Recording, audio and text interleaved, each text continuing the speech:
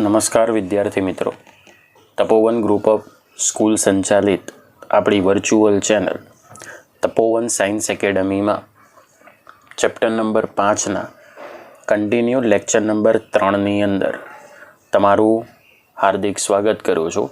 હું રસાયણ વિજ્ઞાન શિક્ષક યશ જરીવાલા. આજના આપણા ટૉપિકમાં આ ચેપ્ટરના દાખલા ઉપર આધારિત કેટલીક થિયરી વિશેની હું ચર્ચા કરીશ. ગઈકાલે આપણે કેટલાક આકર્ષણ બળ એના વિશે વાત કરી, જે વાન ડર વાલ્સ આકર્ષણ બળના પ્રકારો હતા. બીજું પરિબળ કે જે ભૌતિક અવસ્થા નક્કી કરતું હતું એ છે આંતરાણવીય અણુઓની પારસ્પરિક ક્રિયા, અને ત્રીજું પરિબળ હતું કણોની ગતિ ઉપર અસર કરતી તેની ઉષ્મીય ગતિ.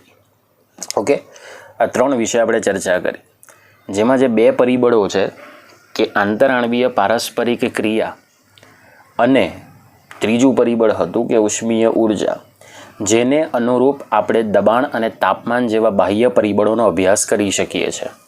અને એના પર જ આધારિત આજે આપણે વાયુના નિયમો વિશેની ચર્ચા કરીશું. તો વિદ્યાર્થી મિત્રો, આપણી પાસે જે સવાલ નંબર 11 છે એ કંઈક એવું કહે છે કે શેના ઉપરથી વાયુના નિયમો વિશેની ચર્ચા કરવામાં આવી. તો બેઝિકલી આપણે એ શીખી લઈએ તો આપણે કેટલાક અભ્યાસ ઉપરથી વાયુના નિયમો વિશેની ચર્ચા કરવાની છે. તો આપણે જોઈએ કે શેના ઉપરથી વાયુના નિયમો નક્કી કરવામાં આવ્યા. તો જે પણ આપણે વાયુ લઈશું એ કોઈ પર્ટિક્યુલર નિશ્ચિત જથ્થાનો લઈશું, કારણ કે જે વાયુનું તમારે દળ લેવાનું છે કે કદ લેવાનું છે એની પરફેક્ટલી માહિતી આપણે આ નિશ્ચિત જથ્થાના વાયુ ઉપરથી કરી શકીએ. તો નિશ્ચિત જથ્થાના વાયુના કદ માટેનો આધાર એ બાહ્ય પરિબળ તાપમાન અને દબાણ ઉપર છે. કારણ કે વાયુ ઉપર જો સૌથી વધારે કોઈ અસર કરતું પરિબળ હોય તો આ બે જ પરિબળો છે, તાપમાન અને દબાણ. હવે આ બંને જે પરિબળો છે એ જુદા જુદા સ્થળે અને વાતાવરણમાં ફેરફાર જો થાય તો તે બદલાયા કરે છે. માની લો કે આપણા ગુજરાતનું જે ટેમ્પરેચર છે કે જે હવાનું દબાણ છે એ ઉત્તર પ્રદેશની અંદર રહેલા વાતાવરણની અંદર જોવા મળતું નથી. આનો મતલબ એવો થાય કે તાપમાન અને દબાણ જો જગ્યા બદલાય, વાતાવરણ બદલાય તો એની સાથે પણ તે બદલાતા રહે છે. અને આપણને ખબર છે કે જેમ જેમ આપણે ઉપર જતા જઈએ તેમ તેમ હવા પાતળી થતી જાય, દબાણ ઓછું થતું જાય, બરાબર. તો એ જ સંદર્ભને અનુલક્ષીને વાયુના નિયમોની તારવણી કરવામાં આવી છે. હવે વાયુનું કદ અને તેના પર અસર કરતા પરિબળો વચ્ચેનો સંબંધ જરૂરી છે, કારણ કે જો વાયુ ઉપર તાપમાન અને દબાણની અસર થાય તો તેને અનુરૂપ વાયુનું કદ પણ બદલાય છે. એક સિમ્પલ વસ્તુ કહીએ કે જો તમે વાયુ ઉપર દબાણ વધારો, વાયુના અણુઓ ઉપર દબાણ વધારો તો ડેફિનેટલી તેના અણુઓ એકબીજાની નજીક આવે છે, મતલબ કદમાં શું થાય? ઘટાડો થાય. એક સિમ્પલ હું આકૃતિ લઉં. માની લો કે આ એક ગોળો છે, એની અંદર આ વાયુના અણુઓ ખૂબ છૂટા છૂટા ગોઠવાયેલા છે એવું સમજો. હવે જ્યારે આ અણુઓ ઉપર પ્રેશર આપવામાં આવે ત્યારે આ અણુઓ એકબીજાની કેવા આવશે? નજીક આવશે. નજીક આવવાને કારણે તેમના કદમાં જે અણુઓ વચ્ચે આ અંતર છે, બરાબર, અણુઓના કદનું અંતર એ ધીમે ધીમે શું થશે? ઘટશે. એટલે જેમ વાયુના અણુઓ ઉપર દબાણ વધારો તેમ કદમાં ઘટાડો થાય, અને જો દબાણ ઘટાડો તો કદમાં વધારો થાય, બરાબર. હવે જો એ જ પ્રમાણે વાયુનું તાપમાન તમે બદલો તો વાયુનું તાપમાન વધારશો તો તેના કદની અંદર શું થશે? વધારો થશે. બસ એ જ સંદર્ભને ધ્યાનમાં રાખીને કદ અને તેના પર અસર કરતા પરિબળો વચ્ચેનો જે સંબંધ છે એ આપણે વાયુના ચોક્કસ નિયમો ઉપર દર્શાવી શકીએ. અને એવો વાયુનો પહેલો નિયમ છે રોબર્ટ બોયલનો નિયમ. હવે બોયલ શબ્દ જ્યારે પણ રસાયણ વિજ્ઞાનમાં કે ફિઝિક્સની અંદર આવશે ત્યારે તમારે એક વાત સમજવાની કે ત્યાં તાપમાન અચળ રહેશે, કારણ કે અચળ તાપમાને જ તમારે અહીં બધી વાતો શીખવાની છે બોયલના નિયમમાં. તો 4 માર્ક્સનો ખૂબ અગત્યનો પ્રશ્ન છે. બોયલનો નિયમ લખી તેનું ગાણિતિક સમીકરણ તારવો. તો 1662માં ઈસવીસન 1662માં વૈજ્ઞાનિક રોબર્ટ બોયલે નિશ્ચિત જથ્થાના વાયુ માટે તાપમાન કેવું રાખ્યું? અચળ રાખ્યું. અને અચળ તાપમાને દબાણ અને કદ આ બંને વચ્ચેનો ચલિત સંબંધ સ્થાપિત કર્યો. અને પ્રયોગોના અવલોકન પરથી એવું નક્કી થયું કે વાયુના દબાણ અને કદ વચ્ચેનો સંબંધ એ બોયલના નિયમ તરીકે ઓળખવામાં આવે. મતલબ કે તાપમાન અચળ અને તાપમાન અચળ રાખી દબાણ અને કદનો જે ચલિત સંબંધ હતો એ ચલિત સંબંધને કહેવામાં આવ્યું બોયલનો નિયમ. તો ખરેખર જોઈએ બોયલનો નિયમ શું છે. તો નિશ્ચિત તાપમાને નિશ્ચિત જથ્થાના વાયુનું દબાણ એટલે કે પી એ તેના કદના વ્યસ્ત પ્રમાણમાં હોય છે. મતલબ તો બોયલના નિયમ પર આધારિત ગાણિતિક સ્વરૂપ છે પી ચલે છે 1/v, જ્યાં તાપમાન નિશ્ચિત અને જથ્થો પણ નિશ્ચિત. હવે આપણે ચલનનું ચિહ્ન કાઢી નાખીએ તો અહીંયા મિસ્ટેક છે સુધારી દેવું. પી બરાબર k/v, પી બરાબર k/v, જ્યાં k બરાબર સપ્રમાણતા અચળાંક જેનો આધાર એ વાયુના તાપમાન અને જથ્થા ઉપર છે. જેનો આધાર કોની ઉપર છે મિત્રો? વાયુનું તાપમાન અને વાયુના જથ્થા ઉપર તમને જોવા મળે છે. જો તાપમાન બદલાય તો કેનું મૂલ્ય પણ બદલાય ને જો જથ્થો બદલાય તો પણ કેનું મૂલ્ય બદલાય છે. હવે આ જે કદ છે એને પ્રેશર સાથે ગુણી દઈએ તો પીવી બરાબર કે થાય. આનો મતલબ એવો થયો કે જો તમે વાયુનું તાપમાન અચળ રાખો તો અચળ તાપમાને વાયુનું દબાણ અને કદનો ગુણાકાર એ તમને એક અચળ રાશિ તરીકે જોવા મળશે. સો પીવી બરાબર તમે શું કહી શકો? કે. પીવી બરાબર શું કહેવામાં આવે? કે. આ બોયલના નિયમની ગાણિતિક સાદી સમજૂતી છે. હવે માની લો કે તમે પરિસ્થિતિ 1 અને 2 લો તો બે અલગ અલગ પરિસ્થિતિની અંદર પણ દબાણ અને કદની કિંમત બદલાય છે. તો હવે આપણે એના વિશેની ચર્ચા કરીશું. હવે આપણી પાસે એ સમીકરણ જે આગળ હતું બરાબર, કયું સમીકરણ? તો પીવી બરાબર કે સમીકરણ વિશેની આપણે હમણાં ચર્ચા કરી. તો આ સમીકરણ પરથી એવું નક્કી થાય કે નિયત તાપમાને નિશ્ચિત જથ્થાના વાયુનું દબાણ અને કદનો ગુણાકાર બોલો કેવો રહે છે? અચળ હોય છે. ઓકે, ચલો. નિયત તાપમાને નિશ્ચિત જથ્થાના વાયુની પ્રારંભિક સ્થિતિએ દબાણ અને કદ જો અનુક્રમે P1 અને V1 હોય અને જો પરિસ્થિતિ આપણે અંતિમ કરીને દબાણ P2 અને શું દર્શાવી દઈએ? V2, તો બોયલના નિયમ પ્રમાણે આ જે સમીકરણ તમને લખ્યું છે PV બરાબર K, તો શું થાય? P1 V1 બરાબર K અને બીજી પરિસ્થિતિ માટે થાય P2 V2 બરાબર K. ઓકે, અહીંયા Kની કિંમત તો અચળ જ રહેશે, બદલાશે નહીં. કેમ? કારણ કે ઓલરેડી તાપમાન કેવું છે? અચળ છે. તાપમાન અચળ રાખો એટલે સમપ્રમાણતા અચળાંક કેની કિંમત બદલાય નહીં. તો P1 V1 બરાબર કે તથા P2 V2 બરાબર શું લખાય? કે. હવે જમણી બાજુ સમાન છે એટલે આપણે ડાબી બાજુઓને શું કરી શકીએ? સરખાવી શકીએ. તો P1 V1 બરાબર P2 V2 બરાબર શું લખાશે? કે. તો નિયત તાપમાન અને નિશ્ચિત જથ્થો. ઓકે, હવે આપણે માની લો કે કેની જરૂર નથી એટલે કેને આપણે કાઢી નાખીએ કારણ કે એ તો અચળ જ રહેવાનું છે. ઓકે, તો P2 ને છેદમાં લાવીએ અને V1 ને આ તરફ લઈ જઈએ તો P1 ના છેદમાં P2 બરાબર V2 ના છેદમાં V1. રેડી? ચલો, ધેરફોર P1 ના છેદમાં V2 is equal two P2 ના છેદમાં V1. હવે જુઓ, જ્યાં P1 છે ત્યાં એની સામે છેદમાં V1 હશે. કેમ? કારણ કે દબાણ અને કદનો કેવો સંબંધ છે? વ્યસ્ત પ્રમાણેનો સંબંધ છે. તો જ્યારે તમારી પાસે દાખલામાં બે અલગ અલગ પરિસ્થિતિ આપી હોય અને તાપમાન અચળ હોય ત્યારે આપણે બોયલના નિયમનું આ સૂત્રને એપ્લાય કરવું પડે. માની લો તમારે વાયુનું અંતિમ કદ V2 શોધવું છે તો તમારી પાસે P1 P2 અને V1 કેવું હશે? જ્ઞાત હશે, જાણીતું હશે. જે તમે કિંમત મૂકી દો એટલે સીધી રીતે તમે V2 ને સૂત્ર કરતાં બનાવી શકો. પોઈન્ટ્સ ક્લિયર થઈ ગયો? હવે બોયલના નિયમની આ તો થઈ હતી ગાણિતિક રજૂઆત. હવે આપણે આ જ બોયલના નિયમની લઈ લઈએ આલેખીય રજૂઆત. તો આલેખીય રજૂઆત કંઈક આપણે આ પ્રમાણે દર્શાવી શકીએ કે જુદા જુદા અચળ તાપમાને હવે આપણે તાપમાન જુદું જુદું કરી દઈએ પણ જે તે આલેખ હશે એ જે તે અચળ તાપમાને જ હશે. તો જુદા જુદા અચળ તાપમાને નિશ્ચિત જથ્થાના વાયુ માટે દબાણ અને કદ વચ્ચેનો સંબંધ દર્શાવતા આલેખને સમતાપી વક્ર કહેવાય. આ પહેલા આલેખની વાત છે. વાય વિરુદ્ધ એક્સ તમે દોરી દો. એમાં વાય અક્ષ ઉપર દબાણ પી રાશિને લઈએ અને એક્સ અક્ષ ઉપર કદ વી રાશિને લઈએ. આપણી પાસે 3 અલગ અલગ અચળ તાપમાન છે, 200 કેલ્વિન, 400 કેલ્વિન, 600 કેલ્વિન. બરાબર. 2 રીતે તમે સંબંધ આપી શકો. જો કદ ઘટાડો તો દબાણ વધે, જો તમે દબાણ ઘટાડો તો કદમાં શું થાય? વધારો થાય. બરાબર. આપણે માની લો કે દબાણ ઘટાડીએ છે એટલે કદ વધે છે. બરાબર. તો આ રીતે વક્ર સ્વરૂપે મળશે. તો 200 કેલ્વિન તાપમાને આ ભાગ તમને આ રીતે આવશે. 400 કેલ્વિન તાપમાને પણ તમને સીધો વક્ર આ રીતે જોવા મળશે કે કદ વધારશો એટલે દબાણમાં શું થશે? ઘટાડો થશે. તો 600 કેલ્વિનમાં પણ કદ વધારો તો દબાણની અંદર શું થશે? ઘટાડો.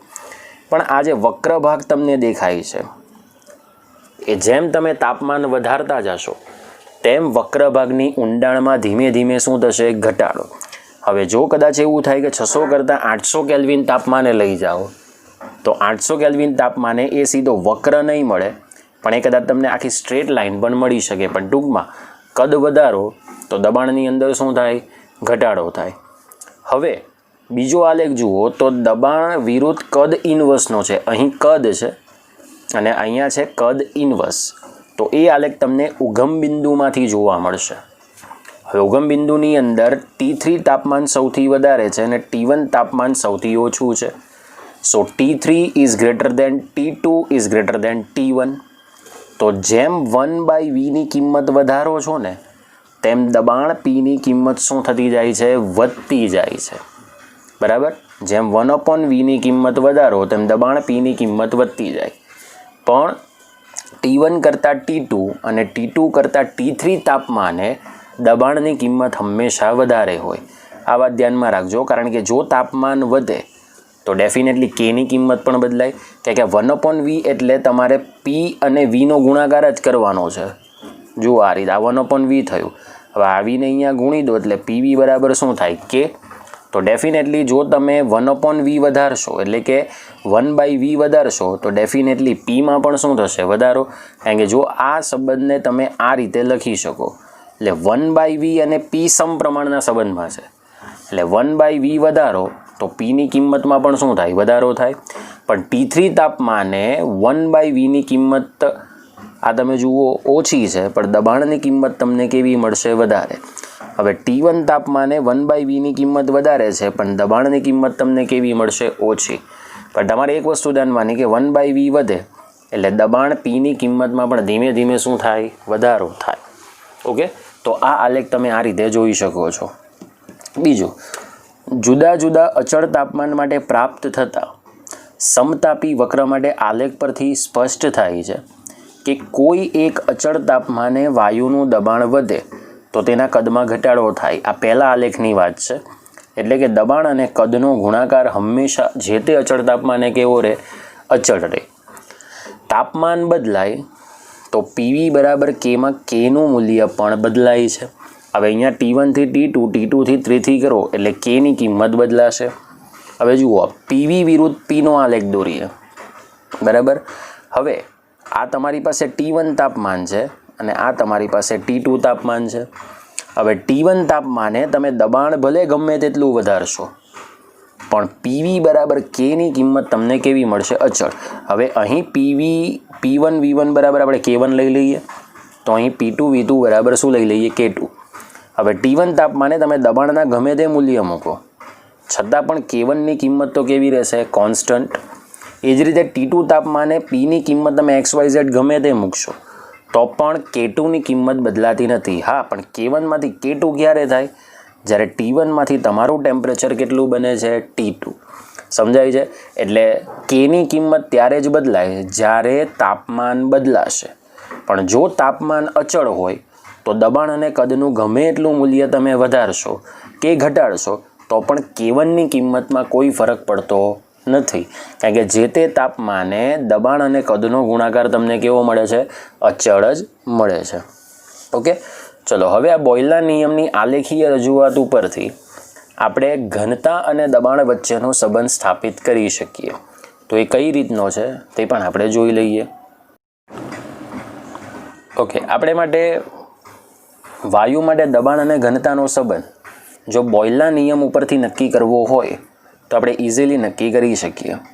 તો વાયુ માટે દબાણ અને તેની ઘનતા એનો સંબંધ બોયલના નિયમ પરથી મેળવી શકાય. તો બોયલના નિયમ મુજબ આપણે એક સૂત્ર જોઈ ચૂક્યા છે, પીવી બરાબર કે. હવે ઘનતા ઇઝ ઇક્વલ ટુ ખબર છે દળના છેદમાં કદ. So D is equal to M by V. હવે આપણે કરતા બનાવવાનો છે અહીંયા કોને? વીને. તો V is equal to small M divide by small D થશે. હવે આ જે વીનું સૂત્ર છે એ સીધું આપણે પીવી બરાબર કેમાં મૂકી દઈએ. તો P into M by D is equal to શું થાય? કે થશે. હવે જે તે વાયુનું દળ હશે એ તો અચળ જ હોવાનું, બરાબર. એટલે કેને ડીની જગ્યાએ લાવી દઈએ અને ડીને કેની જગ્યાએ લઈ જઈએ. So D is equal to M by K into, અહીંયા ગુણાકારમાં આવશે, ઇન્ટુ પી. હવે નિશ્ચિત જથ્થાના વાયુ માટે દળ તો અચળ હોય, કારણ કે તમે જથ્થો તો અચળ જ લીધો છે. ઓકે, તો એમ બાય કેનું મૂલ્ય પણ તમને કેવું મળશે? અચળ જ મળશે. જેને કોના વડે રજૂ કરી દઈએ? કે ડેશ વડે. તો આ જે એમ બાય કેનો ગુણોત્તર છે એને આપણે કે ડેશ વડે રજૂ કરીએ તો D is equal to K dash into પી. કે ડેશને કાઢી નાખી એટલે ચલનનો સંબંધ આવી જાય, ડી ચલે છે પી, બરાબર. Therefore D by P is equal to K dash પણ લખી શકાય. અને પીને નીચે લઈ જાઓ છેદમાં તો ડી બાય પી બરાબર શું લખી શકાય? કે ડેશ. એટલે આપણે એવું કહી શકીએ કે D1ના છેદમાં P1 ઇઝ ઇક્વલ ટુ D2ના છેદમાં P2. તમારી પાસે બે અલગ અલગ પરિસ્થિતિ હોય ત્યારે તમે આ પ્રમાણેનો સંબંધ નક્કી કરી શકો છો. D1ના છેદમાં P1 ઇઝ ઇક્વલ ટુ D2ના છેદમાં P2. આમ ઘનતા અને દબાણનો સંબંધ બોયલના નિયમ વડે તારવણી કરીએ તો આ પ્રમાણે લખી શકાય કે નિશ્ચિત જથ્થાના વાયુ માટે કોઈ એક અચળ તાપમાને, નિશ્ચિત જથ્થાના વાયુ માટે કોઈ એક અચળ તાપમાને વાયુની ઘનતા તેને દબાણના કયા પ્રમાણમાં છે? સમપ્રમાણમાં છે. ઓકે, અને આ સંબંધ એ કેટલાક વ્યવહારુ ઉદાહરણ સમજવા માટે પણ સમજાવી શકાય. જેમ કે માઉન્ટ એવરેસ્ટ પર હવાનું દબાણ ઘટે છે. માઉન્ટ એવરેસ્ટ ઉપર જેમ જેમ આપણે ઉપર જઈએ છીએ તેમ તેમ હવાનું દબાણ ઘટે છે. હવાનું દબાણ ઘટે એટલે હવાની ઘનતા પણ શું થશે? ઓછી થશે. તેથી હવામાં રહેલા O2 વાયુની ઘનતામાં પણ ઘટાડો થતાં શ્વાસ લેવામાં મુશ્કેલી પડે છે. જે આપણે બોયલના નિયમના ઘનતા અને દબાણના સંબંધ ઉપરથી સમજાવી શકાય. બીજું એક્ઝામ્પલ છે, ઊંચે ઉડતા વિમાનમાં પણ આવી જ મુશ્કેલી પડે છે. પરિણામે વિમાનમાં કૃત્રિમ રીતે હવાનું દબાણ જાળવવા માટે પ્રયત્ન થયેલો હોય છે. છતાં પણ જો સંજોગો વશાત શ્વાસ લેવામાં તકલીફ પડે તો O2 વાયુની કૃત્રિમ રીતે ગોઠવણી કરેલી હોય છે, બરાબર. તો આ વસ્તુ એ બોયલના નિયમ ઉપર આધારે આપણે સમજાવી શકીએ છીએ. તો આ થઈ ગયો 4 માર્ક્સનો પ્રશ્ન. બોયલના નિયમની સંપૂર્ણ ગાણિતિક સમજૂતી આપી તેની આલેખીય રજૂઆત દર્શાવો અને તેના ઉપરથી દબાણ અને ઘનતા વચ્ચેનો સંબંધ સ્થાપિત કરો. આ રીતનો તમને 4 માર્ક્સનો પ્રશ્ન પૂછી શકાય. ખૂબ અગત્યનો પ્રશ્ન છે અને આ પ્રશ્નની તૈયારી તમારે લખીને મોઢે કરવાનો રહેશે, બરાબર. તો ખૂબ અગત્યનું એટલા માટે છે કારણ કે આનો ઉપયોગ 12 સાયન્સના ચેપ્ટર્સની અંદર પણ આવશે. ઓકે વિદ્યાર્થી મિત્રો, હવે આપણે બોયલના નિયમ પર આધારિત પહેલો દાખલો જોઈએ, સ્વાધ્યાય 5.1, જેમાં તમને એવું કહ્યું છે કે 500 ડેસીમીટર ક્યુબ હવાનું દબાણ 1 બાર છે, જેનું સંકોચન કરી 200 ડેસીમીટર ક્યુબ જેટલું દબાણ કરવા માટે કદ કરવા માટે 30 અંશ સેલ્સિયસ તાપમાને નિમ્નતમ કેટલું દબાણ જોઈએ. તમને શરૂઆતનું દબાણ 1 બાર તો આપી જ દીધું છે અને અંતિમ દબાણ શોધવાની વાત તમારી પાસે માંગી છે. એનો મતલબ કે અહીં 30 અંશ સેલ્સિયસ જેટલું જે તાપમાન છે એ અચળ છે અને અચળ તાપમાને આપણને ખબર છે બોયલના નિયમની રજૂઆત કરી શકાય. તો અહીં તાપમાન અચળ હોવાથી બોયલના નિયમ પ્રમાણે શરૂઆતનું દબાણ P1 બરાબર 1 બાર લઈ લઈએ અને V1 બરાબર 500 ડેસીમીટર ક્યુબ લઈ લઈએ.